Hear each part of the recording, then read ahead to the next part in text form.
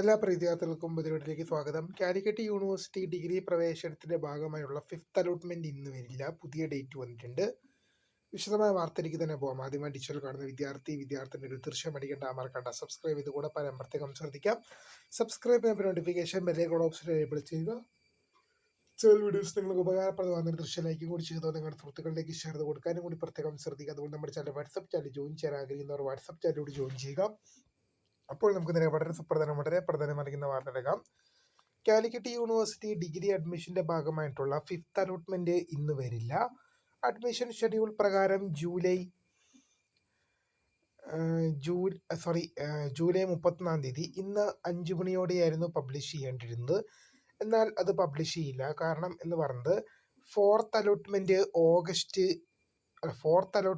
July 27 വരും എന്നായിരുന്നു university അറിയിച്ചിരുന്നത്. എന്നാൽ ഫോർത്ത് അലോട്ട്മെന്റ് വന്നത് ജൂലൈ 28 അങ്ങനെ വന്നപ്പോൾ അവിടെ ഒരു ഡിലേ വന്നതുകൊണ്ട് തന്നെ ഫോർത്ത് അലോട്ട്മെന്റ് അഡ്മിഷൻ എടുക്കാനുള്ള സമയപരിധി ജൂലൈ 31 ഇന്ന് വൈകുന്നേരം 3 മണി വരെ, വിദ്യാർത്ഥികളുടെ ഹയർ ഓപ്ഷനുകൾ ക്യാൻസൽ ചെയ്യുന്ന സമയപരിധി ഇന്ന് വൈകിട്ട് 5 മണി വരെയും യൂണിവേഴ്സിറ്റി ദീർഘിപ്പിച്ചിട്ടുണ്ട്.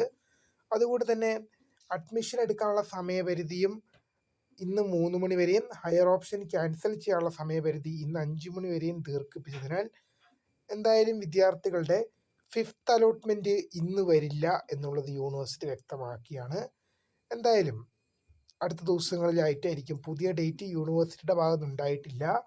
പുതിയ ഡേറ്റ് എപ്പോഴാണെന്ന് അറിയുന്ന മുറയ്ക്ക് തീർച്ചയായും നിങ്ങളിലേക്ക് എത്തിക്കും. എന്തായാലും അധികം വൈകില്ല, പെട്ടെന്ന് തന്നെ ഇതുണ്ടാകും എന്നുള്ള അപ്ഡേറ്റ് ആണ് ഇപ്പോൾ ലഭിക്കുന്നത്. എന്തായാലും ഇന്ന് വരില്ല എന്നുള്ളത് ഏതാണ്ട് ഉറപ്പായിട്ടുണ്ട്. അപ്പോൾ വീഡിയോ ഇഷ്ടപ്പെട്ടാൽ ലൈക്ക് ചെയ്യുക, ഷെയർ, സബ്സ്ക്രൈബ്. അപ്പോൾ my name is Krishna. For the by.